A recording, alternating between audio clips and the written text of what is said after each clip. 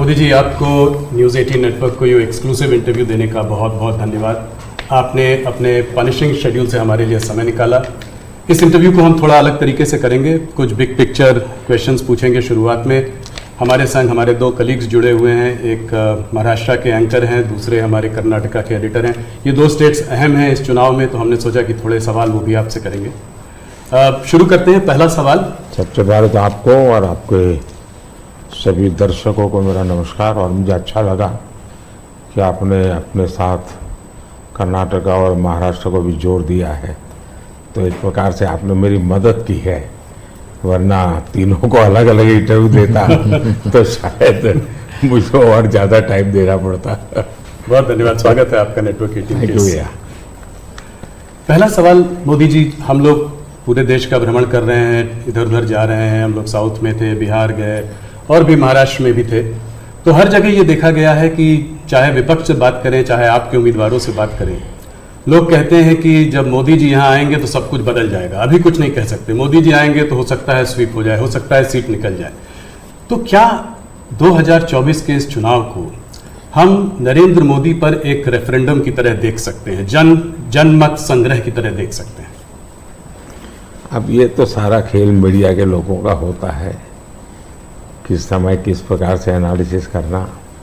लेकिन मैं इतना कहूँगा कि मैं कोई चुनाव के समय काम करने वाली सरकार नहीं चलाता। आप मेरा 10 साल का रिकॉर्ड देखेंगे तो एवरेज फ्राइडे, सैटरडे, संडे मैं हिंदुस्तान के किसी न किसी कोने में गया हूँ, जनता के बीच में रहा हूँ, और इसलिए मेरा जाना निरंतर चलता रहता है। और चुनाव में मैं मानता हूँ कि लोकतंत्र का उत्सव ऐसा है कि सभी राजनीतिक दलों का कर्तव्य है कि ज़्यादा से ज़्यादा लोगों के बीच जाएं, जाकर के एक प्रकार से प्रशिक्षण का काम होना चाहिए, संवाद होना चाहिए, विचार विमर्श होना चाहिए। तो मैं एक राजनीतिक क्षेत्र के कार्यकर्ता के नाते चुनाव हो या न हो, मैं इसे अपना कर्तव्य मानता हूं और इसलिए मैं जाता हूं। जहां तक ये 2 फेज का सवाल है, मैंने ऐसा जन समर्थन बहुत कम चुनावों में देखा है जो मैं इस बार देख रहा हूं। एक प्रकार से चुनाव जनता जनार्दन लड़ रही है, सुशासन के लिए लड़ रही है, अपने सपनों को साकार करने के लिए लड़ रही है। ऐसा मुझे लगता है, शायद मैं तो शायद एक निमित्त हूं। इस बार मेरा जरा ज्यादा उत्साह है लोगों के बीच जाने का, और पहले के तुलना में शायद मैं ज्यादा बार जाना भी चाहता हूं, इसलिए कि जो जनता जनार्दन इतने उमंग और उत्साह के साथ इतनी बड़ी जिम्मेदारी उठा ली हो, तो वो जनता जनार्दन को जाकर के उनको प्रणाम करना, नमन करना, उनका आशीर्वाद लेना, ये मुझे अपना कर्तव्य लगता है। और मैं देखता था जो फर्स्ट राउंड हुआ, तो मैंने किसी दोस्तों को कहा था कि पहले राउंड में ये हमारे खिलाफ जो लोग मोर्चा लगा के बैठने की कोशिश कर रहे हैं, पहले राउंड में वो पस्त हो गए जी। और कल मैंने देखा दूसरे राउंड में ये ध्वस्त हो चुके हैं। यानी पहले लोगों ने पस्त कर दिया, अब ध्वस्त कर दिया। मोदी जी, जब कैंपेन की आपने शुरुआत की थी तो बड़े हाई नोट पे ये कैंपेन की शुरुआत हुई थी। आपने कहा, आपने अपने सरकार के पूरे काम का परिचय दिया, आपने डेवलपमेंट एजेंडा को लेकर आगे बढ़े, इकोनॉमी पर आपने जो है बहुत प्रकाश डाला, और इसके ऊपर बहुत काम हुआ भी है। अभी इधर उधर 1-2 चरण के बाद आते आते आपने जो है राजस्थान में एक रैली में एक कांग्रेस के मैनिफेस्टो पर एक डायरेक्ट अटैक किया। आपने ये तक कहा कि इनका एक स्कीम है जिससे कि ये वेल्थ डिस्ट्रीब्यूट करना चाहते हैं, ये पता लगाना चाहते हैं किसके पास कितनी जमा पूंजी है, किसके पास कितना पैसा है, किसके पास कितना सोना है, सिल्वर है, चांदी है, और उसको वो मुसलमानों में और घुसपैठियों में बांट देना चाहते हैं। क्या ये थ्रेट इतना रियल है? क्या आपको ऐसा दिखता है? मुझे लगता है कि शायद आपकी टीम ने मेरा पूरा कैंपेन को ट्रैक नहीं किया है, या शायद विकास की बहुत सी बातें ऐसी होती हैं जिसको शायद टीआरपी के हिसाब से बैठता नहीं होगा। लेकिन आपने देखा होगा कि मेरा पूरा इलेक्शन कैंपेन दो चीजों पर केंद्रित है। एक, हमने समाज कल्याण को लिए, लोक कल्याण के लिए क्या काम किए, और सबसे बड़ा फर्क है और सरकारों में ये सरकार में, वो ये है कि लास्ट माइल डिलीवरी ये हमारी विशेषता है। नीतियां तो कोई सरकारें बनाती है, कोई सरकार बुरा करने के लिए तो आती नहीं है, अच्छा करना चाहती है। लेकिन कुछ लोगों को अच्छा करना आता है, कुछ लोग अच्छा होने का इंतजार करते हैं। मैं ऐसा हूं कि मेहनत करके जो अच्छा हो करूं, मेरा हमेशा ऐसा रहा है। अब देखिए, मैं चुनाव में लगातार बोल रहा हूं कि हमने गरीबों के लिए 4 करोड़ घर बनाए।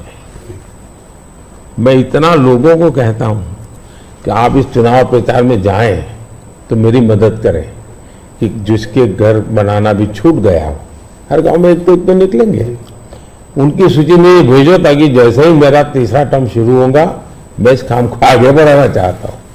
3 करोड़ घर और मैं बनाना चाहता हूं। अब आयुष्मान भारत योजना दुनिया की सबसे बड़ी health insurance and health assurance की स्कीम है ये जी।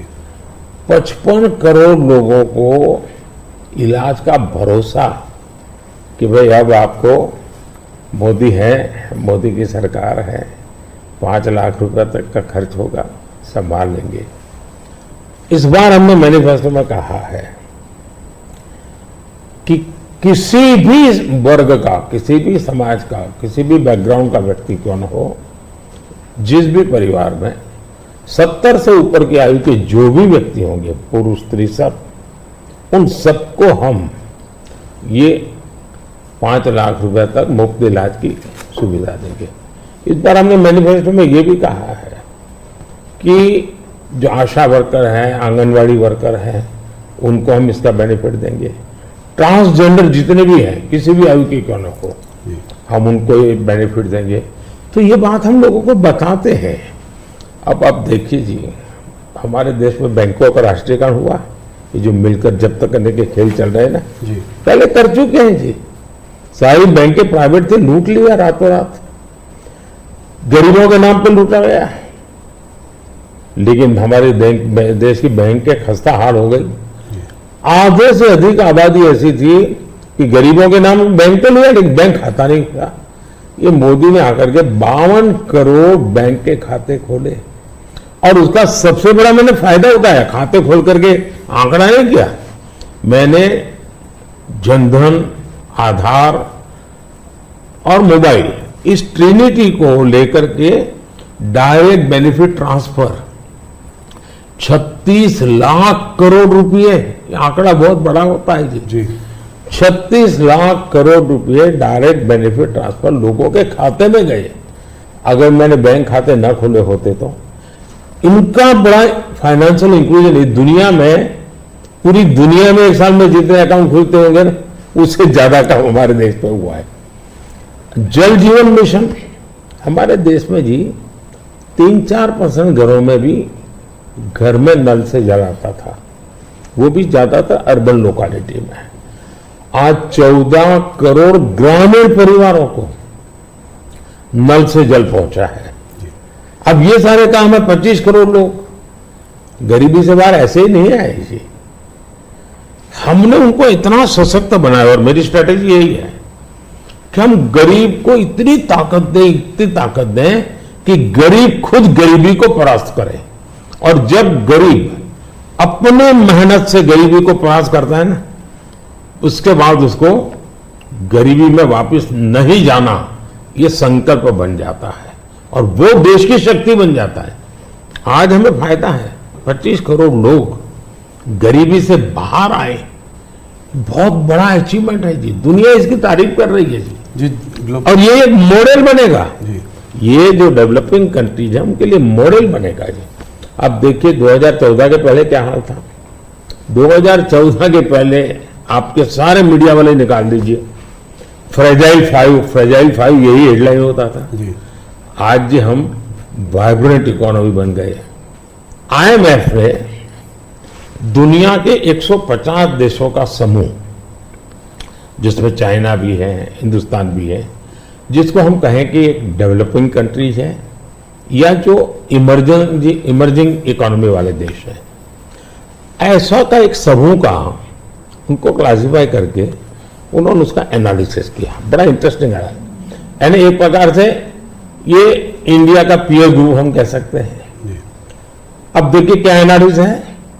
1998 इंडिया पर कैपिटा जीडीपी इस पीयर ग्रुप से 30% के आसपास थी, यानी पूरा 150 देशों का देश है। उस समय अटल जी की सरकार थी, 98 में अटल जी की सरकार है। 98 से 2004 अटल जी के अपने कार्यकाल में ये 30% को 35% ले गए। अच्छा प्रोग्रेस हुआ, लेकिन दुर्भाग्य देखिए जी 2004 में ये सब खिचड़ी कंपनी आ गई और ये खिचड़ी कंपनी ने अटल जी की मेहनत जो थी उस पर पानी फेर दिया।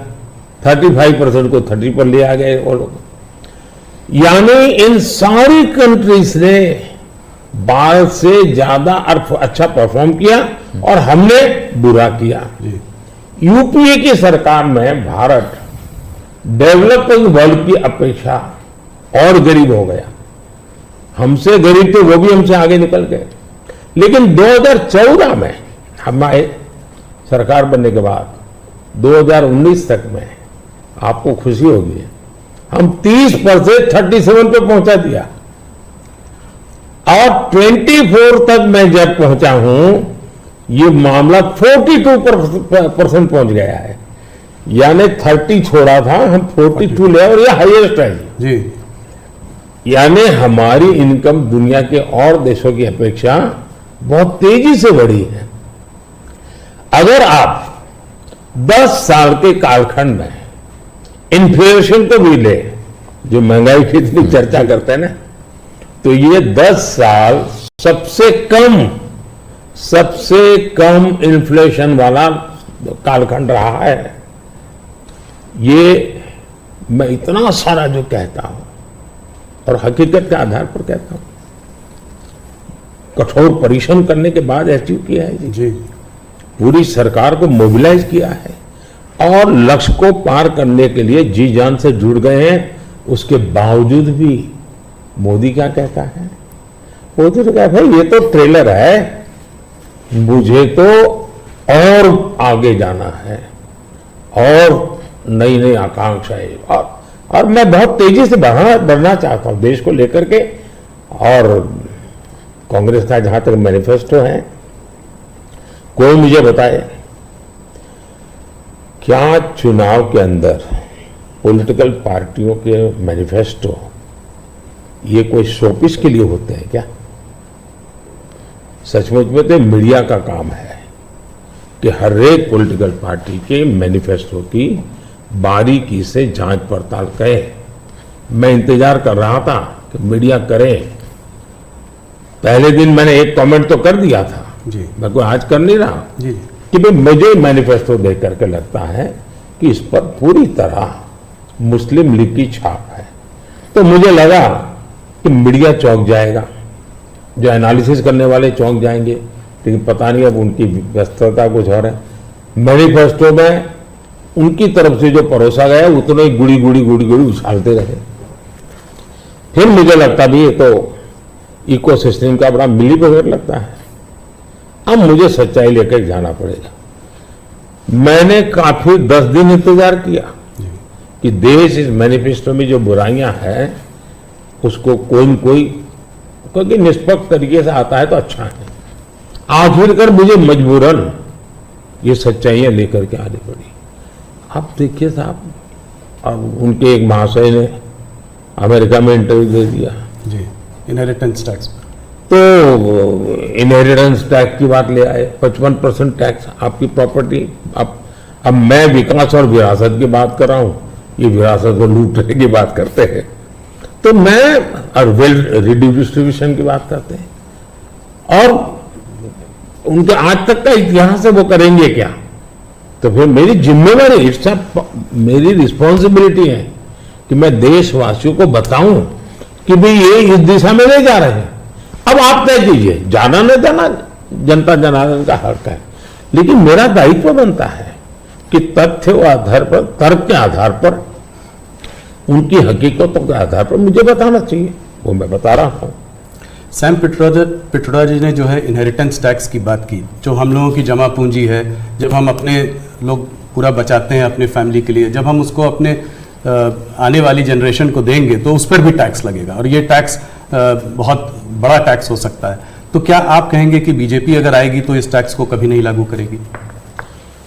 भारतीय जनता पार्टी क्या करेगी, हमारे मैनिफेस्टो में साफ हमने लिख करके लाए हुए। अब उन्होंने कहीं सबूबा छोड़ दिया तो मैं भी वो झंडा लेके घूमूंगा, ये सवाल आपके मन में कैसे आ जाता है? ये भारतीय जनता पार्टी की विचारधारा साफ है जी। हम अपनी विचारधारा के आधार पर कार्यक्रमों को लेकर के, मैनिफेस्टो को लेकर के देश के सामने जाते हैं। कृपा करके ऐसे महाशयों के विचारों को हम पे मत थोपिए भाई। मोदी जी, राहुल गांधी ने एक बात और कही है, वो कहते हैं कि जब वो सरकार अगर उनकी आएगी तो वो एक नेशनल एक्सरे कराएंगे। इसी से जुड़ा सवाल है, इसीलिए मैं पूछना चाह रहा हूं, एक नेशनल एक्सरे कराएंगे। बात सिर्फ कास्ट सेंसस की नहीं है जो कि वो करते आए हैं, उस पर भी मैं आपका मत जानना चाहूंगा, मगर बात वो कहते हैं इससे आगे है, बात कास्ट की नहीं, बात जस्टिस की है। और वो कहते हैं कि हम जो है एक सोशियो इकोनॉमिक सर्वे लाएंगे, एक इंस्टीट्यूशनल सर्वे लाएंगे, और उसमें देखेंगे कि किसके पास किस जाति और किस उस वर्ग के पास क्या है, कितना धन है, कितनी इंस्टीट्यूशंस में भागीदारी है, और उसके बेसिस पर हम इस पूरे सिस्टम को रीडिस्ट्रीब्यूट करेंगे। इसको आप कैसे देखते हैं? सबसे पहले तो इस देश में जो लोग अपने आप को राजनीति के एक्सपर्ट मानते हैं, जो लोग देश के उतार चढ़ाव को बड़ी बारीकी से अध्ययन करते हैं, सबसे पहले उनका दायित्व है कि वो ऐसे लोगों को पूछे कि जिस परिस्थितियों का वर्णन आप कर रहे हो, अगर ये सही है तो 50, 60, 65 साल तो आपने राज किया भाई, ये मुसीबत के जो जन्मदाता आप हो, और आपने अब तक की बर्बादी लाई क्यों? पहले उनका जवाब मांगो भाई, नंबर 1। नंबर 2, एक्सरे का मतलब क्या है जी? मतलब हर परिवार में जाना, घर घर छापा मारना, अगर किसी अनाज के डिब्बे में किसी महिला ने अपने गहने छपा के रखे हैं, उसको भी एक्सरे किया जाएगा, उनके गहने ले लिए जाएंगे, जमीनों का हिसाब किताब किया जाएगा, और फिर उसको रिडिस्ट्रीब्यूट करेंगे। ये दुनिया में एक माओवादी विचार ने सब किया हुआ है, दुनिया बर्बाद हो चुकी है।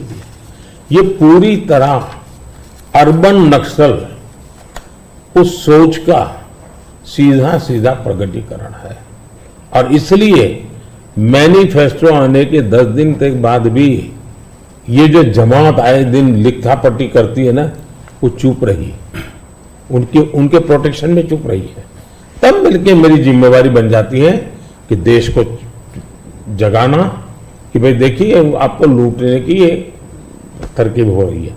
और दूसरा पार्ट है डॉक्टर मनमोहन सिंह जी वगैरह, उन्होंने हर बार कहा है कि भाई जो भी संपत्ति होगी इस पर पहला अधिकार किसका होगा। तो हिसाब किताब तो साफ है वो क्या करना चाहते हैं। आपने ये सवाल भी उठाया है, 2006 का एक वीडियो जो वायरल हो रहा है जिसमें मनमोहन सिंह जी ने कहा है कि गरीब मुसलमानों का पहला अधिकार रिसोर्सेज पर है, ये उन्होंने साफ कहा है। आपने उसको मैनिफेस्टो में भी ये बात पॉइंट आउट की है कि ओबीसी रिजर्वेशन का जो है पार्ट लेकर वो मुसलमानों को दे देना चाहेंगे, और 2004 से 2014 के बीच में उन्होंने 4-5 बार ऐसा करने की कोशिश की भी है। अरे भाई, ये तो बड़ा इंटरेस्टिंग सवाल आपने पूछा है। जरा मेरा जवाब लंबा हो जाएगा, लेकिन जरूर। देश के लिए मुझे बताना पड़ेगा। बताइए। आप कांग्रेस का इतिहास देख लीजिए। 90 के दशक से ये मांग उठी है देश में। समाज का एक बहुत बड़ा तबका है जिसको लगता था कि हमारे लिए कुछ होना चाहिए, उसके लिए आंदोलन हुए हैं। 90 से पहले कांग्रेस ने पूरी तरह इस बात को खारिज कर दिया, उसका विरोध किया, उसको दबाने की कोशिश की है। यानी 90 के पहले का उनका दशक है। फिर उनको जितनी भी कमीशन बने, जितनी कमेटियां बनाई, उसकी भी रिपोर्ट्स ओबीसी के विचार के पक्ष में आने लगे। अब उनके सिफारिशों को भी वो नकारते रहे, रिजेक्ट करते रहे, दबाते रहे। 90 के दशक में उनको लगा कि भी अब इसको जरा उनकी वोट बैंक की राजनीति के अनुसार उसको टर्न दिया जाए। उन्होंने पहला पाप किया क्या? 90s के दशक में कर्नाटका में उन्होंने धर्म के आधार पर, आपको याद होगा, कर्नाटका में उन्होंने धर्म के आधार पर मुसलमानों को ओबीसी घोषित कर दिया। यानी देश के ओबीसी को नकारना, उस विचार को दबाना, उस विचार को रिजेक्ट करना, लेकिन राजनीति खातर मुसलमानों को ओबीसी घोषित कर देना। केंद्र से कांग्रेस गई, 2004 तक ये प्लान ठप रहा, उनका इरादा पक्का नहीं हुआ। 2004 में वो फिर आए, तो आते ही आंध्र में मुस्लिम को ओबीसी कोटा ये देना तय कर लिया। मामला कोर्ट में जाके उलझ गया।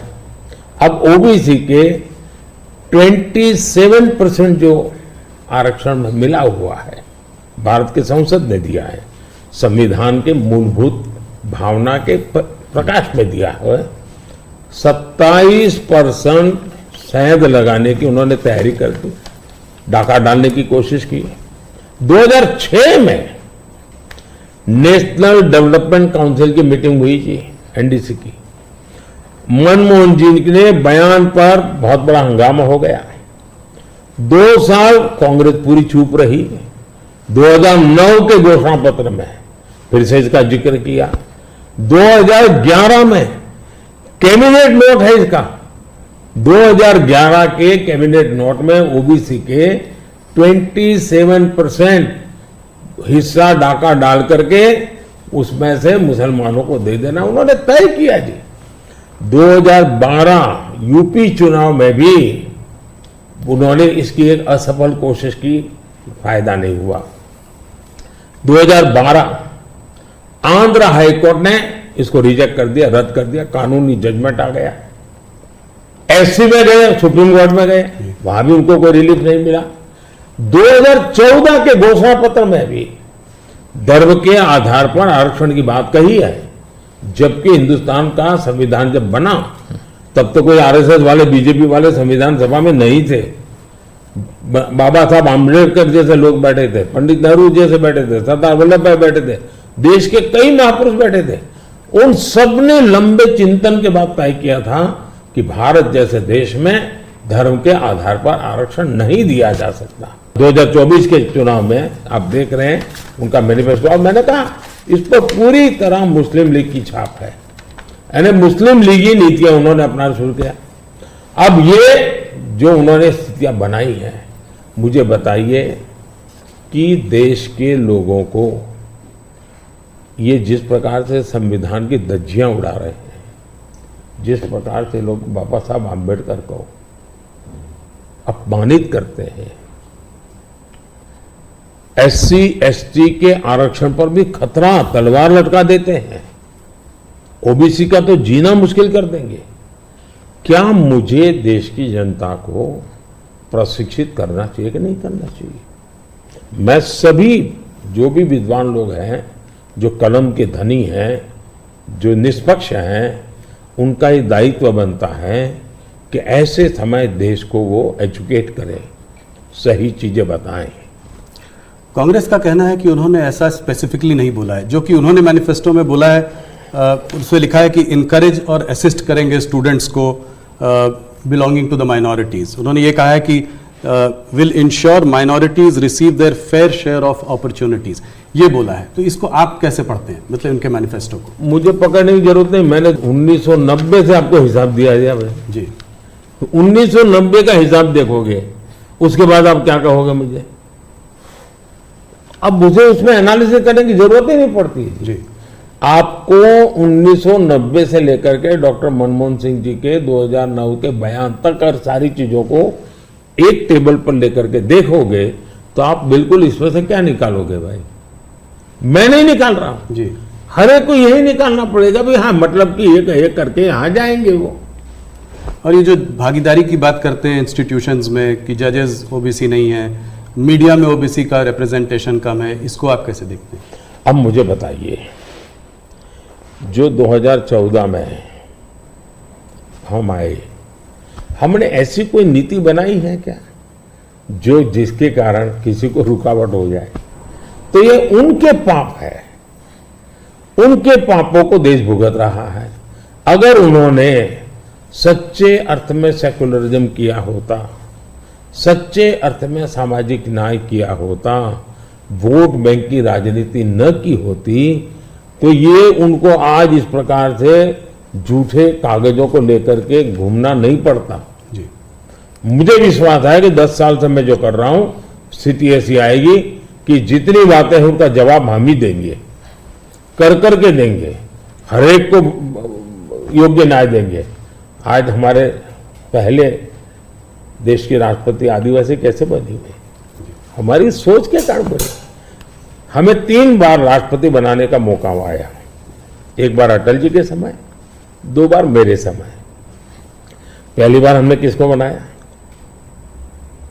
माइनॉरिटी को बनाया, जी बिल्कुल, अब्दुल कलाम जी को बनाया। मुझे मौका मिला पहला तो किसको बनाया? दलित को बनाया। दूसरा मौका मिला तो किसको बनाया? आदिवासी महिला को बनाया। तो ये हमारे आचरण से पता चलता है कि हमारी सोच क्या है। जी। मोदी जी, आपने एक बात और कही है और इसको मैं एक लंबे सवाल से भी जोड़ना चाहता हूं। आपने कहा है कि अगर इनका गठबंधन जो है सरकार बनाएगा तो ये पीएम बाय रोटेशन होगा। ये डिसाइड नहीं कर पा रहे हैं कि किसको पीएम बनाएंगे, तो एक साल के लिए सब लोग पीएम बनेंगे। सवाल मेरा थोड़ा बड़ा है। सवाल ये है कि क्या आपको लगता है कि जिस स्टेज में इंडिया का जो डेवलपमेंट स्टेज है उसमें कोएलिशन गवर्नमेंट काम करेगी या एक स्टेबल गवर्नमेंट ज्यादा इफेक्टिव होगी? 2 अलग अलग सवाल है जी। देखिए, आप कांग्रेस का कैरेक्टर देखिए। उनके यहाँ राजस्थान में पार्टी के अंदर आंतरिक संघर्ष था, तो उन्होंने फॉर्मूला बनाई 2.5 साल मुख्यमंत्री की, 2.5 साल एक मुख्यमंत्री रहेंगे, 2.5 साल दूसरे ये राजस्थान में फॉर्मूला बनाई थी, नॉन फॉर्मूला है। छत्तीसगढ़ में ऐसा उनकी पार्टी के भीतर झगड़ा हुआ तो वहां भी उन्होंने फॉर्मूला बनाई कि 2.5 साल एक, 2.5 साल दूसरा, और उन्होंने मामला संभाल करके गाड़ी चलाई। और ये भी सच्चाई है कि 2.5 साल के बाद वो मुकर गए। जी। यानी खुद की पार्टी के साथ धोखा किया, खुद की पार्टी के अंदर उन्हें धोखा करने की उनकी प्रवृत्ति, वो तो एक। इसका मतलब ऐसी फॉर्मूला कांग्रेस के दिमाग में होना ये प्रूवन है उसमें। और मैंने अभी कहीं मीडिया में पढ़ा, उनकी कोई छोटी सी मीटिंग हुई थी, मीडिया में पढ़ा मैंने, और उसमें ये कहा कि भाई अब आज के स्थिति जब मोदी बार बार पूछ रहा है भाई इतना बड़ा देश किसको सुपुर्द करे, आपका नाम तो होना चाहिए ना, इतना बड़ा देश, आप किसी का भी नाम दीजिए जी। कोई तो नाम देना पड़ेगा ना। अरे क्रिकेट की टीम होती है वो भी कैप्टन बताती है, कबड्डी की टीम होती है वो भी कैप्टन बताती है। भाई आप बता नहीं रहे हो कि इतना बड़ा देश दे किसको। अब तब जाकर भी उन्होंने कोई ऐसे फॉर्मूला बनाई है कि भाई 1 ईयर 1 पीएम फॉर्मूला। अब एक पीएम 1 साल रहेगा तो आएगा, पूरी नई सरकार बनाएगा, कैबिनेट बनाएगा, तो फिर शपथ समारोह चलते रहेंगे 5 साल, और क्या होगा जी। और देश संकट समारोह में उलझता रहेगा, वो शपथ समारोह में उलझते रहेंगे। अब कोई देश ऐसे चल सकता है? इतना बड़ा देश जी। देश ने 30 साल तक अस्थिरता देखी है, मिलीजुली सरकारों का दौर देखा है, आज दुनिया में भारत के प्रति विश्वास बढ़ा है, उसका कारण भारत के 140 करोड़ लोगों ने एक स्थिर, मजबूत, स्पष्ट बहुमत वाली सरकार बनाई। तो कोई भी भरोसा करेगा भाई हाँ जी जी। इस सरकार के पास मैंडेट है, मिलीजुली सरकार पर कोई भरोसा ही नहीं करता है। और इतना बड़ा देश ऐसे थोड़ा चल सकता है। लेकिन आज देश की राजनीति ऐसी है कि कोई एक पार्टी कितने ही बहुमत से क्यों न जीते, उसने रीजनल एस्पिरेशंस को ऑनर करना ही होगा। और इसलिए हमें पूर्ण बहुमत मिला, फिर भी हम सरकार एनडीए की बनाते हैं, एनडीए के साथियों को लेकर के बनाते, क्योंकि एक पार्टी को पूर्ण बहुमत मिलने के बाद भी देश के राजनीतिक उज्जवल भविष्य के लिए, देश के लोगों के एस्पिरेशंस के लिए, रीजनल एस्पिरेशंस को उतना ही रिस्पेक्ट देना चाहिए, उतना ही हिस्सा देना चाहिए। और ये कैरेक्टर एनडीए ने डेवलप किया है, भारतीय जनता पार्टी ने करके दिखाया है। आपने रीजनल एस्पिरेशंस की बात की तो उसकी बात हम लोग करेंगे। एक सवाल और जिससे पहले कि उस पर आते हैं, ऑपोजिशन की सारी पार्टीज, राहुल गांधी, कांग्रेस, सब ये कहते हैं कि मोदी जी ये जो है मैच फिक्सिंग कर रहे हैं इस चुनाव पर। उन्होंने कहा है कि ईडी, सीबीआई और ईवीएम के बिना आप चुनाव नहीं जीत सकते। क्या कहेंगे आप? ईवीएम का जवाब तो देश की सुप्रीम कोर्ट ने दे दिया है। और 2014 में इनके पास ईडी थी, इनके पास सीबीआई थी, तो हार क्यों गए भाई? मेरे होम मिनिस्टर तक को जेल में डाल दिया था, तो हार क्यों गए वो? अगर ईडी सीबीआई से चुनाव जीते जाते तो ईडी सीबीआई का काम तो इतने सालों तक कांग्रेस ने किया है, वो जीत जाते जी। और इतना बड़ा देश एक म्युनिसिपैलिटी का चुनाव फिक्स नहीं कर सकते हो भाई, जरा करके देखो, ये संभव होता है क्या फिक्सिंग? क्या क्या दुनिया को मूर्ख बना। लेकिन दुख इस बात का है कि ऐसी बातें करने वालों को आप मीडिया के लोग उनको पूछने के बजाय हमको पूछते हो। मोदी जी थोड़ा सा, लेकिन इसमें एक बात चौकस है जी, मैं मानता हूं पिछले कई दिनों से इंडिया अलायंस के लोग इतने निराश हो चुके, इतने निराश हो चुके हैं कि अभी उनको बहाने ढूंढना बहुत जरूरी बन गया है। क्योंकि पराजय के बाद भी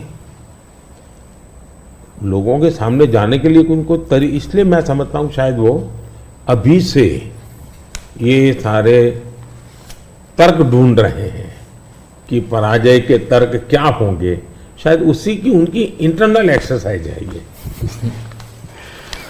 मोदी जी दो स्टेट्स अहम है इस चुनाव में, एक है कर्नाटका और एक है महाराष्ट्र। कर्नाटका जहां पे अभी आपकी हार हुई थी विधानसभा के चुनाव में, और महाराष्ट्र इसलिए क्योंकि वहां पर एक अजीब सी खिचड़ी बनी हुई है, दो पार्टियां टूटी हैं। मेरे दो साथी मेरे साथ हैं, सबसे पहले शुरुआत करते हैं कर्नाटका से। तो हरिप्रसाद जी जो हमारे वहाँ के एडिटर हैं वो आपसे कुछ सवाल पूछना चाहते हैं। हरिप्रसाद जी स्वागत है आपका। ಕರ್ನಾಟಕದಲ್ಲಿ ನೇಹಾ ಹಿರೇಮಠ್ ಮರ್ಡರ್ ಕೇಸ್ ಬಹಳ ಚರ್ಚೆ ಆಗ್ತಾ ಇದೆ. Neha killed inside the campus by Fayaz. Even JP Nadda ji rushed to her house. आप क्या सोच रहे हैं, ये अभी ये फोकस शिफ्ट हो रहा है क्या? कर्नाटक का चुनाव का फोकस ऐसे इश्यूज को शिफ्ट हो रहा है? देखिए, नड्डा जी का कार्यक्रम वहां चल रहा था और इतनी बड़ी घटना घटी थी, और ऐसी चीजों में हमें वो किस दल के थे, वो कांग्रेस के थे, उसकी बेटी की हत्या हो गई तो हमारा क्या, ये हमारे संस्कार नहीं है, न ही हमारी सोच है, और एक मानवीय संवेदना का विषय है। और मैं मानता हूं कि अच्छा हुआ अध्यक्ष जी ने इतनी चुनाव की आपाधापी में भी उनके सांत्वना देने का प्रयास किया है। ये पूरी तरह मानवीय व्यवहार है। मैं भी अब मैं बताता हूं कि शायद कौन सा चुनाव है मुझे याद नहीं है, लेकिन राहुल जी का कहीं पर हवाई जहाज में कुछ गड़बड़ हुआ तो मुझे पता चला, तो मैंने तुरंत उनको फ़ोन किया। मैंने कहा भाई आपको कुछ दिक्कत हुई है, क्या हुआ है?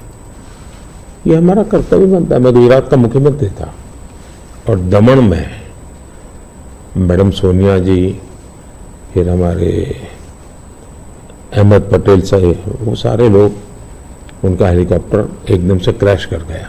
मुझे पता चला, मैंने तुरंत फ़ोन किया। मैंने कहा मैं यहाँ से आपको एयर एम्बुलेंस भेजता हूँ। तो अहमद ने मुझे कहा नहीं अभी बिल्कुल हम लोग सलामत है, ये बात ठीक है, हेलीकॉप्टर को नुकसान हुआ है लेकिन हमें कुछ तकलीफ नहीं हुई है। एक बार सोनिया जी काशी गई थी इलेक्शन कैंपेन में और वहाँ उनको तबीयत एकदम खराब हो गई, तो मैंने तुरंत यहाँ से सबको भेजा। मैंने कहा भाई देखो क्या मामला है, या तो हवाई जहाज दो उनको। तो ये एक तो मेरे संस्कार भी हैं। अब मैं मानता हूँ कि ये राजनीति से परे होते हैं चीजें। तो मेरे लिए किसी भी परिवार में आपत्ति आ जाए, ये हमारा राजनीति से ऊपर उठ करके ही व्यवहार होना चाहिए। Regarding the guarantee schemes, in Karnataka, Congress promised 5 guarantees, and they, after coming to power, they delivered that one. They, as per their promise, they are delivering that one. Now, whereas in BJP is more. In the last election, you lost there. Only 66 seats you were able to win there. BJP able to win there. Now again, Yediyurappa जी का leadership और उसका बेटा का leadership में ज्यादा focus हो रहा है। इसका वजह से थोड़ा सा बीजेपी के अंदर भी कुछ लोग नाराज भी है उधर। वो एक्चुअली आपका मन में कर्नाटक में अभी बीजेपी कितना सीट जीत सकते हैं, क्या है? नंबर 1, कर्नाटका की जनता पश्चाताप कर रही है कि हमने इतनी बड़ी गलती कर दी, इनको बिठा दिया। तो जन समर्थन हमारा कम नहीं हुआ है, जन समर्थन हमारा बढ़ा है। लेकिन इन्होंने इतने ही कम समय में सीएम कौन, अभी भी वो बात सेटल नहीं हुई है। शपथ हुआ है सीएम का लेकिन सेटल नहीं हुआ है। अपने आप को सीएम मानने वाले लोग बहुत है उसमें। अब कानून व्यवस्था देखिए, चरमरा गई है, बम ब्लास्ट हो रहे हैं, हत्याएं हो रही हैं, आर्थिक स्थिति पूरी तरह कंगालियत की स्थिति में है। वादे तो बड़े बड़े कर दिए उन्होंने और फिर टैग लगाए, ऐसा होगा तो ये मिलेगा, वैसा होगा तो नहीं मिलेगा। मतलब आप जनता के साथ धोखा भी कर रहे हो। जब हमने कहा कि भाई हम इन लोगों को आयुष्मान कार्ड देंगे, मतलब देंगे, फिर इफ्स एंड बट लगा करके उसमें बेईमानी नहीं करनी चाहिए। अभी जब हमने कहा कि हम 70 साल से ऊपर के किसी भी वर्ग के व्यक्ति होंगे, इनको आयुष्मान कार्ड देंगे, मतलब देंगे। आप में ये हिम्मत होनी चाहिए। उन्होंने किसानों की जो योजना थी वो रद्द कर दी, किसान सम्मान निधि। कोई कारण नहीं है इस प्रकार से करने का। अब बता, आप कोई सोच सकता है जब बेंगलुरु दुनिया में हमारा बहुत बड़ा देश की इज्जत बढ़ाने में बेंगलुरु का बहुत बड़ा रोल है। दुनिया में जब जाते हैं ना तो बेंगलुरु कहते ही ऐसा लगता है वो जैसा परिचित है। टेक हब के रूप में जाना जाता था, आपने देखते ही देखते इसको टैंकर हब बना दिया और टैंकर में भी माफियाशाही चल रही है। पानी के लिए लोग तरस रहे हैं। अगर ये जो हालत उन्होंने कर दी है, अब युवाओं की स्कॉलरशिप आपने संख्या भी कर दी, अमाउंट भी कम कर दी, यानी एक के बाद एक आपने ऐसे नेगेटिव काम किए हैं। जिन मुद्दों को लेकर के वोट मांगा उन मुद्दों को आप वोट दे नहीं पा रहे हैं।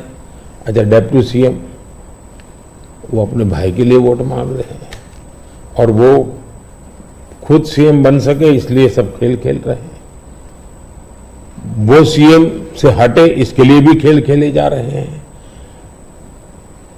जहां तक भारतीय जनता पार्टी का सवाल है, हम टीम स्पिरिट से काम करने वाले लोग हैं।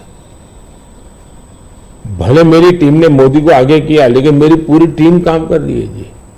उसी प्रकार से येदियुरप्पा जी हमारे वरिष्ठ नेता हैं, लेकिन काम पूरी टीम कर रही है और टीम मेहनत करती है, लोगों को विश्वास भी है और हम आगे बढ़ रहे हैं। The second phase election of Karnataka, in nation it's the third phase, but for us in Karnataka it's the second phase election for 14 seats. There's northern part of Karnataka, majorly drought hit places are there. Now regarding this drought, बारे में already Congress is claiming that we went to Supreme Court. Now central government is forced to give a rightful compensation. What's your opinion? देखिए, on that? सिद्धारा में है कि जब पुरानी सरकार थी और वहां ड्राउट था उस समय, मैंने खुद के लिए उनकी पूरी टीम को यहां बुलाया था। एज ए प्राइम मिनिस्टर मैंने उनकी टर्म में इनको बुलाया था। बैठ करके मैंने कहा भाई पहले हम जल संचय की योजना हमें बनानी चाहिए। अब जहां तक स्टेट डिजास्टर रिलीफ फंड का सवाल है, हमारी सरकार ने पहले ही जो केंद्र का हिस्सा होता है वो उनके यहां बैंक के खाते में जमा करके दे दिया हुआ है जी। हमारी इंटर मिनिस्ट्रियल टीम उसने भी प्रभावित क्षेत्रों में जो नियम है, पद्धति हो जो हमने नहीं बनाई, कई दशकों से है, उसके अनुसार वो टीम वहां गई है, जाकर के उसने सर्वे किया है। और हर बार ऐसा होता है, जैसे मेरे यहाँ गुजरात में भूकंप हुआ तो मैंने एक मेमोरेंडम भेजा, भारत सरकार ने एक टीम भेजी, उन्होंने सर्वे किया, उन्होंने हिसाब किताब लगाया। अब ये सारी प्रोसेस चली, आचार संहिता आ गई, तो हमने इलेक्शन कमीशन को कहा कि भाई हमारे सामने ये विषय है, हम इसको जैसे ही आप परमिशन देंगे हम देना चाहते हैं। एनडीआरएफ के तहत अब राशि रिलीज भी कर चुके हैं उस नियम के अंतर्गत। मोदी जी, थोड़ा सा हमारे संग हमारे एंकर जुड़े हुए हैं विलास बड़े, आपसे कुछ महाराष्ट्र के बारे में बातचीत करना चाहता हूँ। नमस्कार भैया। मोदी जी, तुम्हाला महाराष्ट्राचा नमस्कार, महाराष्ट्राकडून नमस्कार। महाराष्ट्र में बीजेपी को उन 23 सीटों को बचाना है जो आपने 2019 में जीती थी, लेकिन इस बार महाराष्ट्र में एक पूरी खिचड़ी बनी हुई है। शिवसेना और एनसीपी टूटी है, उनके दो पार्टनर आपके साथ है, जो दो गुट है आपके साथ है। क्या उद्धव ठाकरे जी और शरद पवार जी के साथ या उनके पक्ष में आप कोई एक सिंपैथी की लहर देख रहे? देखिए, पहली बात तो मैं महाराष्ट्र के सभी लोगों को मेरा नमस्कार, और मेरे लिए अच्छी बात है कि मैं अलग से महाराष्ट्र के विषय को लेकर के आपसे बात कर रहा हूं। अब देखिए, ये बात सही है कि वहां लंबे अरसे से मिलीजुली सरकार चलती है। विलासराव देशमुख थे, तब से लेकर के आप देखिए, इवन शरद पवार भी जब मुख्यमंत्री बने थे वो भी पूर्ण बहुमत के साथ अकेले नहीं बन पाए थे। दूसरा, महाराष्ट्र का दुर्भाग्य रहा है कि लंबे अरसे से 5 साल तक कोई एक मुख्यमंत्री रहा नहीं है। एक भी व्यक्ति 5 साल में, देवेंद्र फडणवीस पहले व्यक्ति थे लंबे अरसे के बाद जो एक पूरा कार्यकाल मुख्यमंत्री रहे, और पूरी सरकार बेदाग रही, पूरी सरकार लोगों का भला करने वाली सरकार रही। अब सिंपैथी हमारे साथ होनी चाहिए कि जो लोग हमारे साथ चुनाव लड़े, जो लोगों ने हमारे साथ चुनाव लड़ करके महाराष्ट्र के लोगों से वोट मांगा, लेकिन मुख्यमंत्री बनने के खुद के व्यक्तिगत महत्वाकांक्षा के कारण और उसमें अहंकार भर गया, इसके कारण आपने बाला साहब ठाकरे के जमाने से बनी बनाई इस जोड़ी को धोखा दे दिया, और उसका लोगों को गुस्सा है, बीजेपी के प्रति सिंपत्ति है। दूसरा, शिवसेना के अंदर जो तूफान खड़ा हुआ या एनसीपी के अंदर जो तूफान खड़ा हुआ, वो साफ साफ दिखता है कि जब आप अपने परिवार के लोगों को ही प्राथमिकता देते हैं और बाकियों को नहीं देते हैं, तो कभी न कभी तो कठिनाई पैदा होती है। शरद राव के घर में जो मुसीबत है उनके पारिवारिक झगड़ा है, भतीजा संभाले कि बेटी संभाले। यहां भी इनका झगड़ा यही है कि भाई और कोई सक्षम नेता ऊपर आए कि खुद का बेटा भले अभी जैसे यहाँ एक परिवार में कांग्रेस के चल रहा है उस पर, तो वो झगड़ा उनका है जी। और मैं मानता हूं हमारा देश इस प्रकार के पारिवारिक झगड़ों के प्रति नफरत करता है, सिंपैथी नहीं करता है। तो ये बिल्कुल ही आप सिंपैथी शब्द लेकर के सिंपैथी दिलवाने की अगर कोई कोशिश करता है तो मैं समझता हूं वो भी फेल जाने वाली है। लोग नफरत करते हैं, लोग ऐसी चीजों को स्वीकार नहीं कर सकते कि भाई ये तुम्हारे घर के झगड़े, तुम घर में निपटो ना, महाराष्ट्र को क्यों बर्बाद कर रहे हो। तो गुस्सा है। दूसरी बात है, जहां तक आज सिंधे जी के नेतृत्व में जो सरकार चल रही है, भारतीय जनता पार्टी का ज्यादा सीटें होने के बाद मैंने त्याग किया। त्याग महाराष्ट्र की भलाई के लिए किया है। कुछ लोगों को लगता था कि हम सीएम बनना चाहते हैं, नहीं तो हम सीएम बन सकते, नहीं बने हैं। महाराष्ट्र की जनता को हमने कन्विंस किया है कि हम महाराष्ट्र के लिए जीते हैं, हमारे लिए नहीं जीते हैं। और इस चुनाव में ये सिंपैथी हमारे पक्ष में है कि इतना बड़ा दल, एक मुख्यमंत्री, सफल रहा हुआ मुख्यमंत्री, वो आज डिप्यूटी सीएम बनकर के भी एक प्रकार से खुद के सम्मान को छोड़ करके आज भारतीय जनता पार्टी सिर्फ और सिर्फ महाराष्ट्र के उज्जवल भविष्य के लिए। और मैं मानता हूं हमारे देश में बंगाल बर्बाद हो गया, कोलकाता एक इकोनॉमी को ड्राइव करता था, लेकिन वहां इस प्रकार की उठापटक की राजनीति ने बर्बाद कर दिया। बिहार और उत्तर प्रदेश अस्थिरता की राजनीति ने तबाह करके रख दिए थे। महाराष्ट्र को इस हालत में जाने नहीं देना चाहिए। मुंबई देश की आर्थिक राजधानी है, हमें देश हित में भी महाराष्ट्र में मजबूती के साथ आगे बढ़ना चाहिए। और ये बात हम महाराष्ट्र की जनता को समझा रहे हैं, उनको कन्वे कर रहे हैं, और महाराष्ट्र की जनता बहुत पॉजिटिव रिस्पॉन्स दे रही है जी। ओके। महाराष्ट्र में बीजेपी, शिवसेना और एनसीपी की महायुति बनी है, लेकिन इस चुनाव में आखिरी समय तक सीटों की खींचातान बहुत चल रही है। अभी तक टिकट का वितरण भी बहुत जगह पे नहीं हुआ है। ये महायुति पर एक बड़ा सवाल नहीं है खड़ा करता? मुझे लगता है ये जो पहले दो वाक्य बोले ना, उसके सिवाय बाकी सब जो बता रहे हो उन लोगों का प्रॉब्लम है। वहां सीटें तय नहीं हो पा रही है, वहां निर्णय नहीं हो पा रहा है, वहां पैरेलल चुनाव लड़े जा रहे हैं। इस बाजू तो ऐसा ही नहीं, चल पड़े हैं लोग, मिलजुल करके सीटें तय करके चल पड़े हैं जी, और वेल इन एडवांस कर दिया है। शिवसेना, बीजेपी और एनसीपी, ये तीनों ने इसको कर लिया है। सामने जो नकली पार्टियों का मेला मिलाप है वहां नहीं हो पा रहा है जी, उल्टा है। कितनी सीटें देखते हैं आप महाराष्ट्र में? पिछली बार 41 आई थी, इसलिए पूछ रहा हूं ये सवाल। हम बहुत ताकत के साथ आगे बढ़ रहे हैं। वोट भी बढ़ेगा, सीट भी बढ़ेगी।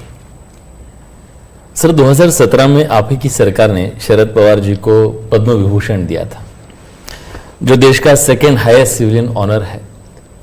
लेकिन पिछले मंगलवार को शरद पवार जी ने एक कह दिया, मराठी में ते मराठीत असं म्हणाले की मोदी जी देशाचे नवे पुतीन आहेत, आप नए पुतीन बन रहे हैं।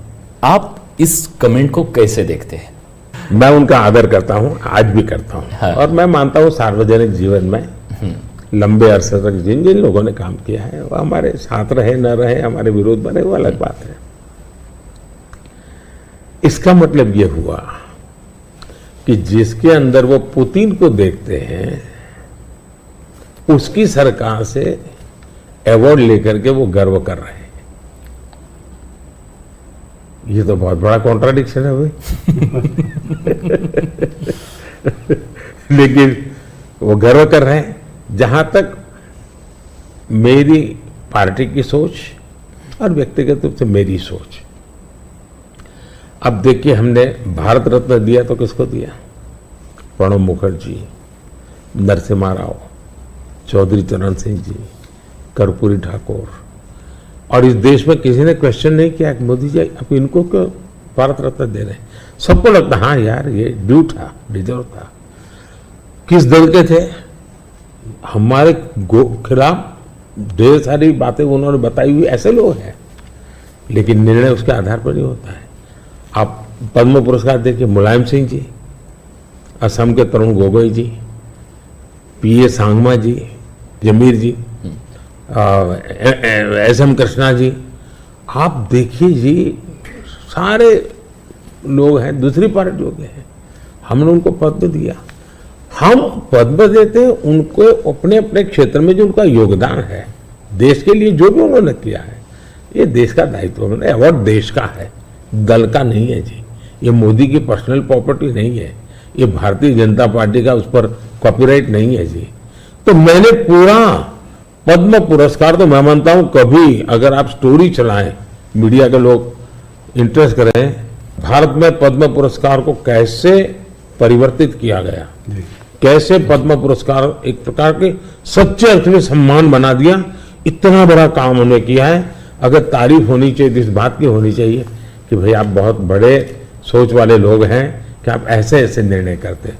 ये क्वेश्चन नहीं होना चाहिए कि आपने उनको क्यों दिया। नहीं, देने के बाद भी उन्होंने ऐसा है स्टेटमेंट, ये शर्ती थोड़ा होता है मैं पद्म देता हूं मेरे लिए चुप रहना। ये कोई एग्रीमेंट थोड़ा होता है, सही। ये गिव एंड टेक फॉर्मूला नहीं है जी। मोदी जी, थोड़ी सी बात उत्तर प्रदेश की करते हैं। सबसे बड़ा प्रदेश है, 80 सीटें वहां से आ रही हैं। क्या इस बार आप लोग 2014 का रिकॉर्ड तोड़ पाएंगे? 71 सीट लाई थी बीजेपी, 73 एनडीए। इस बार अगर देखें तो अखिलेश और राहुल साथ में चुनाव लड़ रहे हैं और दमखम के साथ जो है पूरे परिवार को उन्होंने वहां से उतारा है। खुद कन्नौज से लड़ रहे हैं अखिलेश जी, डिम्पल मैनपुरी से लड़ रही हैं, फिरोजाबाद, आजमगढ़, तमाम जगह से उनके परिवार के लोग लड़ रहे हैं। हो सकता है कि कहते हैं कि गांधी लोग भी शायद वापस अमेठी और रायबरेली से लड़े। तो इस उसमें आप इस चुनाव को कैसे देखते हैं? राहुल जी, आप जितने गर्व से सब उतरे हैं, सब 4 बार बोल रहे हैं। नहीं, गर्व से ये मजबूरी है कि क्या है? परिवार के लोगों को उतारना पड़ रहा है, ये मजबूरी है। ये उनका मूल कैरेक्टर के इसके सिवा उनके पास कोई है ही नहीं। फैमिली मेंबर्स के लिए लड़ना, फैमिली मेंबर के लोगों के लड़वाना, यही खेल है। अच्छा, ये पहले इकट्ठे नहीं आए क्या भाई? पहले भी इकट्ठे आ चुके हैं, बार बार इकट्ठे आ चुके हैं। लेकिन उत्तर प्रदेश की जनता को अपना भविष्य क्या है उसकी समझ पूरी है, और इसलिए मैंने पार्लियामेंट में कहा था कि आज उत्तर प्रदेश की और देश का हाल ऐसा है कि बड़े बड़े नेता लोकसभा के मैदान से भाग रहे हैं, राज्यसभा का रास्ता खोज रहे हैं, और हुआ वैसा ही है। बड़े लोग चुनाव लड़ने के लिए तैयार नहीं है जी, लेकिन हमें जिम्मेवारी के साथ काम चल रहे हैं, सबको साथ लेकर के चल रहे हैं, और मुझे पक्का विश्वास है कि अब शायद कुछ बचेगा नहीं उनका, कुछ नहीं बचेगा। 2014 से बेहतर परफॉर्मेंस होगी, उनका कुछ बचेगा ही नहीं जी। जी। एक सवाल और, आप इसका पाठ जवाब दे चुके हैं इसलिए मैं उसको संक्षेप में पूछूंगा। ऑपोजिशन कांग्रेस सब आपके पीछे कहता है कि सरकार जो है ईडी, सीबीआई, इंटेलिजेंस एजेंसीज का इस्तेमाल कर रही है। आपने कहा है कि ईडी इंडिपेंडेंट है।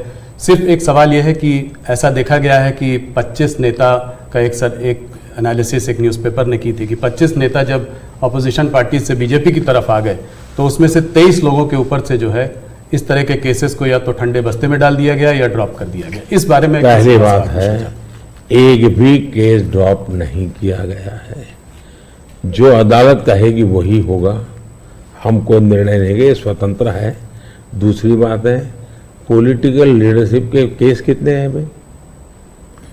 ओनली 3%, 97% अच्छे ब्यूरोक्रेट जेल में है। आखिर के इन संस्था का जन्म क्या हुआ है भाई? अगर इन संस्थाओं का जन्म इसी काम के लिए तो काम नहीं करेगी क्या?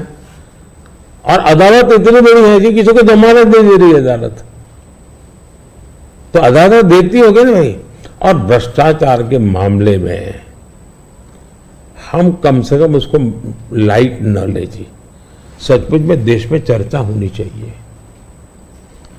कि पहला एक जमाना ऐसा था आपको आरोप लगता था ना तो भी हल जाते थे। आज गुनाह सिद्ध हो चुका, सजा हो चुकी, फिर भी आप हाथ ऊंचा कर करके फोटो निकलवा रहे हो, आप भ्रष्टाचार का महिमा मंडन कर रहे हो। इस देश में ये आलोचना का विषय होना चाहिए। भ्रष्टाचार को न्यू नॉर्मल के रूप में ट्रीट नहीं करना चाहिए, वरना इस देश का बहुत नुकसान होगा जी। ये सवाल बीजेपी और अदर्स का वाला नहीं है, देश के लिए ठीक नहीं है कि आप इसको न्यू नॉर्मल बना दे। और मैं देख रहा हूं धीरे धीरे धीरे ऐसा वातावरण बनाया जा रहा है, हाँ ठीक है यार वो तो चलता रहता है। यही तो देश, गरीब आदमी मर रहा है जी। हमने कैसे भी करके इससे देश को मुक्त करना चाहिए, रिजर्व होना चाहिए कंट्री का, वो नहीं हो रहा है जी। और मैं तो मानता हूं कि भाई देखिए मैं जो कोशिश कर रहा हूं, एक सिस्टम को पॉलिसी ड्रिवन बनाओ, टेक्नोलॉजी को भरपूर लाओ। आज हमने पहले प्रधानमंत्री कहते थे 1 रुपया जाता है 15 पैसे पहुंचता है जी। आज मैं कहता हूं 1 रुपया जाता है पूरे 100 पैसे पहुंचते हैं, डायरेक्ट बेनिफिट ट्रांसफर। क्यों? सिस्टम को सुधारो भाई। हमने जेम पोर्टल बनाया, करप्शन को कम करने की दिशा में हमारा बहुत बड़ा कदम है जी। दूसरा, समाज को भी जगाओ, समाज को भी आदत डालो कि भाई भ्रष्टाचार बुरा है, किसी भी स्तर पर भ्रष्टाचार से मुक्त रहना चाहिए। और देश में वो वातावरण बन रहा है, पॉलिटिकल लोगों को डर नहीं है। और मैं मानता हूं उसमें कुछ मात्रा में ये जो सिर्फ हमारा विरोध है इसलिए उनका समर्थन कर देना, ये शोभा नहीं देता है भाई। आपने पिछले कार्यकाल में काफी बड़े काम किए, आर्टिकल 370 को रद्द किया, सीएए को लेके आए, मगर ऑपोजिशन लीडर्स इस कैंपेन में सब कह रहे हैं कि अगर वो सरकार बनाएंगे तो इन सबको जो है सीएए को रिपील कर देंगे। ममता बनर्जी खास करके कह रही है सीएए को इम्प्लीमेंट नहीं होने देंगी। इसको आप कैसे देखते हैं? पहली बात है कि जिसको भारत का संविधान समझ है, जिसको भारत के फेडरल स्ट्रक्चर का पता है, किसके पास कौन काम है वो सब पता है, वो कभी ऐसी बात बोलेंगे नहीं, क्योंकि ये उनके अधिकार क्षेत्र का विषय ही नहीं है जी। अगर मोदी भी राज्य का मुख्यमंत्री होता है तो नहीं कर सकता है जी। जो भारत सरकार के विषय है वो भारत सरकार करेगी, जो राज्य सरकार के विषय होते हैं वो राज्य सरकार करेगी। लेकिन जनता को मूर्ख बनाने की फैशन हो गई है, जनता को अंधेरे में रखने, इसलिए वो कुछ भी बोलते रहते हैं। दूसरी बात है, मैं चैलेंज करता हूं कांग्रेस पार्टी कल प्रेस कॉन्फ्रेंस करके बता दे कि हम 370 वापिस लाएंगे, क्योंकि 370 हटने के बाद ये लोग संविधान की इतनी बड़ी बातें करते हैं ना जी। बाबा साहब अम्बेडकर के नाम पर, हमको इतनी गालियां देते हैं। हिंदुस्तान में बाबा साहब अम्बेडकर का संविधान पूरे देश में लागू नहीं हुआ था। जम्मू कश्मीर में 70 साल तक भारत का संविधान नहीं लगा है। ये हमने आकर के भारत के संविधान, और वहां दलितों को पहली बार आरक्षण मिल रहा है जी। वाल्मीकि समाज वहां रहता है, वहां पहली बार आरक्षण मिल रहा है। ये सब क्या बातें करते हैं जी। और उनकी हिम्मत है क्या वो प्रेस कॉन्फ्रेंस करके बोले कि हम 370 फिर से वापस लाएंगे? हिम्मत है तो कोई भी दल हिम्मत है तो आ जाए मैदान में। मोदी जी, बंगाल की तरफ चलते हैं। वेस्ट बंगाल में जो है इस बार चुनाव काफी जोरों में लड़ाई हो रही है। पिछली बार जब आप 2019 में 18 सीट लाए थे 42 में, तो लोग चकित रह गए थे, लोगों को उम्मीद नहीं थी कि आप 18 सीट लाएंगे। इस बार आपके एक नेता ने कहा है कि 36 सीट आ सकती है। राजनाथ जी ने मुझसे इंटरव्यू में कहा था कि 36 सीट आ सकती है। कैसे देख रहे हैं इस वक्त माहौल को? देखिए, जहां तक लोगों का चकित वाला जो आप कह रहे हैं ना, उनका प्रॉब्लम यह है कि मुझे 10 साल हो गए, अभी भी वो मानने को तैयार नहीं कि देखिए जनता ने मोदी नाम के किसी व्यक्ति को प्रधानमंत्री बनाया। तो ऐसी एक जमात है जो देश के मैंडेट को स्वीकार करने को तैयार नहीं है जी। अब हकीकत है भाई कि देश की जनता हमको समर्थन दे रही है। आपने हिसाब लगाया था नहीं होगा, वो तो आपकी गलती थी जी। लोग, हमारे तो लोगों के साथ संपर्क है, बट मैं मालदा में था, मैंने जी मैं हैरान था कितना बड़ा जबरदस्त वहां माहौल था जी। अब जनता जनार्दन का विश्वास बन रहा है कि देश में एक स्थिर मजबूत सरकार है। बंगाल में भी उसका परिणाम अच्छे मिले। और टीएमसी के शासन में महिलाओं पर जो अत्याचार हो रहे, संदेश खाली की जो घटना है पूरे देश को हिला दिया है जी।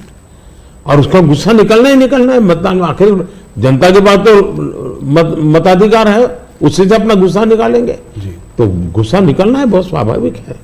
आपने देखा होगा नोटों के ढेर, क्या कभी आपके टीवी वालों ने इतने सारे नोटों के ढेर कभी पकड़े गए देखा था? जी।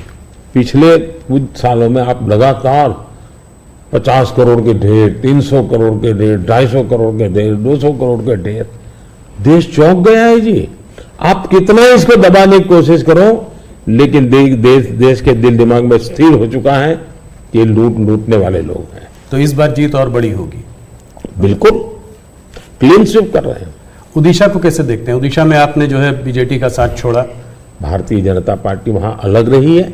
बीजेडी ने मुद्दों के आधार पर समर्थन केंद्र में हमारा समर्थन किया था, मुद्दों के आधार पर जी। और ऐसे बहुत से दल हैं जो मुद्दों के आधार पर हमें समर्थन देते रहे हैं। तो बीजेडी का हमारा नाता हो रहा, राज्य के अंदर हम बिल्कुल, उड़ीसा की पूरी अस्मिता खत्म हो रही भाई। उड़ीसा की अस्मिता संकट में है। उड़िया लैंग्वेज वो खतरे में आ रही है।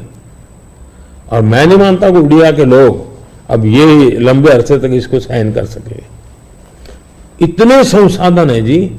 आज उड़ीसा देश का रिचेस्ट स्टेट बन सकता था जी। रिचेस्ट स्टेट, लेकिन क्या हालत बना के रखी है। तो अब उड़ीसा के सामान्य मानवी के अंदर एस्पिरेशन है जी। और मुझे लगता है कि हमें सेवा का मौका मिलना चाहिए। हम उड़ीसा को कहां से कहां पहुंचा के देंगे। उड़ीसा से बात बिहार की भी करते हैं। बिहार में आपने फिर नीतीश जी के संग वापस जो है आपका गठबंधन उनके साथ है, उस गठबंधन के साथ लड़ रहे हैं। कैसे देखते हैं? पिछली बार 39 सीटें थी आपकी 40 में, क्या इसको रिपीट कर पाएंगे? पहले एक तो हम चुनाव असेंबली का साथ लड़े थे जी। बाद में वो कहीं गए, फिर वापस आए। तो हम जो जनता का मैंडेट है उसके अनुसार साथ में है जी। जहां तक जन समर्थन का सवाल, कल मैं बिहार में ही था जी। जो जन समर्थन में देख रहा हूं जी, अनप्रेसिडेंटेड, इतनी गर्मी में कोई पैंडल नहीं, कुछ नहीं जी। और लाखों लोग जिस प्रकार से इस बात से जुड़े हुए हैं, मैं साफ देख रहा हूं जी कि बिहार में पहले हम एक आध सीट शायद हार जाते थे, शायद इस बार एक भी नहीं हारेंगे। 40 में 40 एक भी नहीं हारेंगे। बहुत बड़ा बयान है। मोदी जी, एक आध पर्सनल सवाल आपसे करना चाहूँगा। आपने बहुत इलेक्शन देखे हैं, आप गुजरात में लंबे समय रहे हैं, ये आपका तीसरा चुनाव है सेंटर में। मैंने देखा है कि समय समय पर चुनाव से आप पर पर्सनल अटैक अक्सर होते जाते हैं।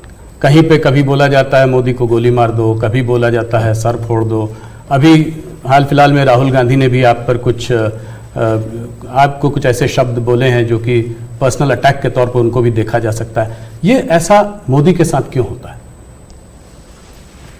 मोदी के साथ क्यों हो रहा है इसका जवाब तो मेरे पास नहीं है, लेकिन ये सवाल मोदी को क्यों पूछना चाहिए? ये सवाल इस देश में चर्चा का होना चाहिए कि सार्वजनिक जीवन में आखिर मोदी का गुना क्या है? वो पीएम बना वही गुना है ना। मतलब आप जो भी गाली देते प्रधानमंत्री को दे रहे हैं। अब प्रधानमंत्री को इस प्रकार से सर फोड़ देंगे या कभी मेरी मां को गाली देना, कभी ये। और मैं हैरान हूं जी, भारत के राष्ट्रपति पर भी किस प्रकार का कटाक्ष किया गया था। शर्म आए इस प्रकार की भाषा का प्रयोग किया था। मैं हमेशा मानता हूं जी, मतदाता ही मेरा परिवार है, देश ही मेरा परिवार है और मैं सकारात्मक राह से जा रहा हूं। लेकिन जो ऐसा कर रहे हैं उस पर तो मैं आप लोगों पर छोड़ता हूं, देशवासियों पर छोड़ता हूं कि इन लोगों की तरफ कैसे देखना चाहिए। मोदी जी, अगर एक सवाल मैं ये समझना चाहूं कि ये जो तीसरा टर्म होगा आपका, वो पहले दूसरे से अलग कैसे होगा? पहला कार्यकाल मेरा कैसा गया, तो बस सामान्य मानवी की जो जरूरतें थी उनको मैं एड्रेस करना चाहता था। मैंने उस दिशा में काम किया और उस समय देश के अंदर एक निराशा का वातावरण था, सरकार के प्रति नफरत का वातावरण। भाई सरकार यानी निकम्मी, मुझे विश्वास भर रहा था। मैंने उस पर काम किया, मजबूती लाया। जो दूसरा कार्यकाल था वो मैंने कुछ परिणाम दिखाए, लोगों को विश्वास भर दिया कि हम आगे बढ़ सकते हैं। हम दुनिया के अंदर एक कॉन्फिडेंस लेवल आया है देश में, वो कॉन्फिडेंस एक बहुत बड़ी ताकत है। अब आगे जो मेरा कार्यकाल है, मुझे ये जो हताशा में से विश्वास में परिवर्तित हुआ, आकांक्षा में परिवर्तन हुआ, जो एस्पिरेशंस के अंदर परिवर्तित हुआ, अब मुझे देश को तीसरी आर्थिक महाशक्ति बनाना है। लेकिन ये जब मैं 11 से 5 पे लाया, उसी की कंटिन्यूटी है जी। जी ये मैं 5 वोट भी निकम्मा और 3 वाला अच्छा, ऐसा नहीं हो सकता जी। तो पहले मनमोहन सिंह के समय पर 11 तक थे, हम जोर लगा करके 5 पर ले आए, अब जोर लगा करके 3 पर ले जाएंगे। तो हम हर चीज में कंटिन्यूटी करना चाहते हैं। अब जैसे बिजली, हमने बिजली पहुंचाने का बड़ा अभियान चलाया, बिजली पहुंचा दी। अब मेरा लक्ष्य है पीएम सूर्यघर योजना और 0 बिजली बिल, और मैं हर घर पर सोलार सिस्टम लगे, और मैं सिर्फ बिजली का बिल 0 चाहता हूं, इतना मैं 3 चीजें चाहता हूं। एक, हर परिवार का बिजली का बिल 0 हो। दूसरा, अतिरिक्त बिजली जो हो वो बेचे, कमाई करे। तीसरा, जमाना इलेक्ट्रिक व्हीकल का आएगा। मुझे आत्मनिर्भर होना है एनर्जी के सेक्टर में, और इसलिए मैं चाहूंगा जिसके पास भी स्कूटी हो, मोटर हो, जो भी हो, उसका चार्जिंग अपने घर में ही हो जाए और सोलार से हो जाए। मतलब आज उसका जो ट्रांसपोर्टेशन का महीने का 1000-2000 रुपया खर्चा आता है, वो भी 0 हो जाए। ये त्रिविध बेनिफिट नागरिक को और देश को, पर्यावरण का बेनिफिट, देश को आज पेट्रोलियम इंपोर्ट करने का जो अरबों अरबों डॉलर जा रहे हैं बाहर, वो बंद हो जाएगा। तो मल्टीपल बेनिफिट वाला योजना।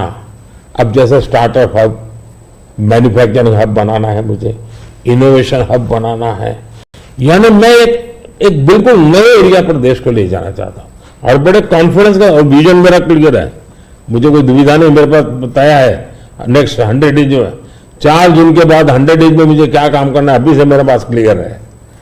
5 साल में क्या करना है, क्लियर है।